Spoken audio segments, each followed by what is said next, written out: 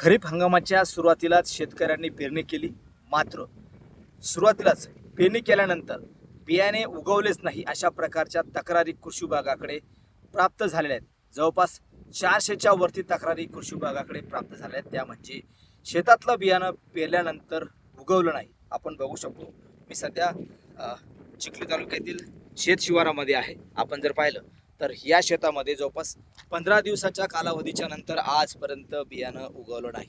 म्हणजे ज्या शेतकऱ्यांनी सोयाबीन बियाणं पेरलं होतं असे अनेक शेतकरी आहेत, म्हणजे 400च्या वरती शेतकरी आहेत ज्यांनी कृषी विभागाकडे तक्रारी केल्या, ज्यामध्ये अनेक कंपन्या आहेत. महाबीज असेल, अंकुर असेल, ईगल सीड्स असेल, अशा ज्या काही कंपन्या आहेत ज्यांचं सोयाबीन बियाणं शेतकऱ्यांनी मार्केटमधून विकत घेतलं, आपल्या शेतामध्ये त्यांनी पेरणी केली, मात्र त्यांचं बियाणं 15 दिवस झाले उगवलं नाही. शेतकऱ्यांचं मोठं आर्थिक नुकसान जे आहे यामुळं झालेलं आहे. अगोदरच पाऊस उशिरा आला, त्यामुळं शेतकऱ्यांनी पेरलेल्या पिकावरती म्हणजे बियाणावरती त्याचा उत्पन्नावरती परिणाम होणार आहे. आणि त्यातल्या त्यात आता कृषी विभागानं या शेतकऱ्याकडे तात्काळ लक्ष देणं गरजेचं आहे, पंचनामा करणं गरजेचं आहे. आपल्यासोबत शेतकरी नेते आहेत, काय नेमकी भूमिका असणार आहे आपण त्यांना विचारूया. जिल्ह्यामध्ये जवळपास 400 शेतकऱ्यांनी केलं की त्यांच्या शेतामधलं बियाणं जे आहे ते उगवलं नाही. काय भूमिका असणार आहे आपली शेतकरी संघटनेच्या माध्यमातून?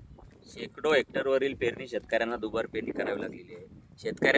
शेतकऱ्यांना जे मातीमध्ये बियाणं मुतलं होतं ते आता वाया गेलेलं आहे. त्यामुळे शेतकऱ्याला दुबार पेरणी करावं लागेल. आर्थिक संकट शेतकऱ्यावर आलेलं आहे. हे संकट जे आलं हे काही नैसर्गिक नाही. हे जे कंपन्या, विविध नामांकित कंपन्या आहे, यांनी निकृष्ट दर्जाचं बियाणं मार्केटमध्ये आणलं आणि हे शेतकऱ्याच्या मस्तकी मारलं.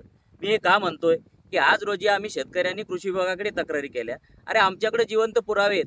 बाजूच्या शेतकऱ्याचं जर उगवतं आणि आमचं जर उगवत नसत तर तुम्ही जबाब घ्या ना, त्या बाजूच्या शेतकऱ्याचा घ्या, चारी धुऱ्याचा जबाब घ्या. आणि हे बियाणंच सदोष आहे, हे बियाणंच निकृष्ट दर्जाचं आहे, हे त्याच्यावरून सिद्ध होतं आणि या कंपनीवर गुन्हे दाखल करा.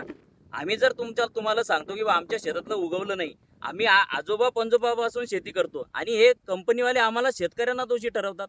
ते सांगतात की अरे बाबा तू पेरणी उशिरा केली असेल, तुझ्या शेतात पाणी आदळणी पडला असेल. अरे हे शोध लावता कुठून? तुम्हाला बोगस धंदे करायचे, तुम्हाला निकृष्ट दर्जाचं बियाणं विकायचं आहे. सरकारला माझी विनंती आहे, सरकारला मला एकच सांगायचं आहे, ह्या ज्या कंपन्या, ह्या बोगस कंपन्या आहेत आणि यांच्यावर तात्काळ गुन्हे दाखल झाले पाहिजे. याची सर्व रेकॉर्डवर कृषी विभागाकडे सर्व रेकॉर्ड आहे. कृषी विभागाला मला एकच सांगायचं, असंख्य शेतकरी असे आहेत की त्यांनी याच्या तक्रारीच केल्या नाही. का केल्या नाही? तर शेतकऱ्याला पेरणी करणं महत्त्वाचं असतं. त्यामुळे शेतकरी तात्काळ मोडतो आणि पेरणी करतो, शेतकरी कोणाकडे जात नाही. आणि मला सरकारला या संबंधातून एकही हे निदर्शन लावून द्यायचं, सरकारनं जे मोफत बियाणं वाटप केलं होतं यामधलं सुद्धा बियाणं उगवलं नाही. परंतु शेतकऱ्याला वाटतं आपल्याला मोफत भेटलं तर कशाला आपण तक्रार करायची. आणि सरकारचं जे धोरण आहे ते धोरण असं आहे की शेतकऱ्याने तक्रार जरी केली तर त्या शेतकऱ्याला आजपर्यंत नुकसान भरपाई भेटलेली नाहीये. पण एक सध्याची परिस्थिती मार्केटमध्ये अशी आहे की सध्या बियाणं उपलब्ध नाही. जे होतं घरामध्ये किंवा मार्केटमध्ये ते सगळं शेतामध्ये शेतकऱ्यांनी टाकलं, उगवलं नाही. मात्र आता दुबार पेरणीचं संकट शेतकऱ्यावरती, अनेक शेतकरी दुबार पेरणी करतायत, त्यांना बियाणं उपलब्ध कसं होईल? मिळत नाही सध्या मार्केटमध्ये. शेकडो शेतकऱ्यांनी शासनाकडे अर्ज केलेले आहेत. 7,000 शेतकऱ्यांनी अर्ज केलेले होते, परंतु त्यातल्या मोजक्या शेतकऱ्यांची निवड झाली. आता ते जे शेतकऱ्यांनी अर्ज केले होते त्या शेतकऱ्यांचे नंबर लावले पाहिजे, त्या शेतकऱ्यांना बियाणं शासनानं उपलब्ध करून दिले पाहिजे.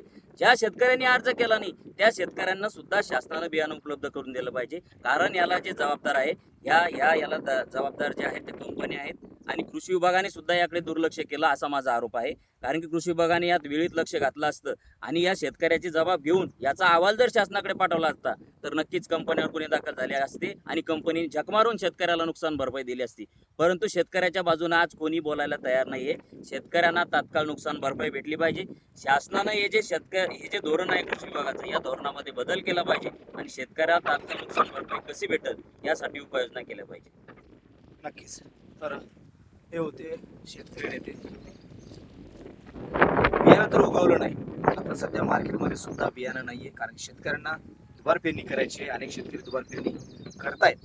तात्काळ ज्या कंपन्यांचं हे बोगस बियाणं होतं, जे उगवलं नाही, त्यांच्यावरती गुन्हे दाखल व्हावेत आणि शेतकऱ्यांना नुकसान भरपाई द्यावी अशी मागणी सुद्धा शेतकरी नेते विनायक सरनाईक यांनी केली आहे. Cameraman Nilesh Deshmukh, Ganesh Solanki, TV Marathi, Buldhana.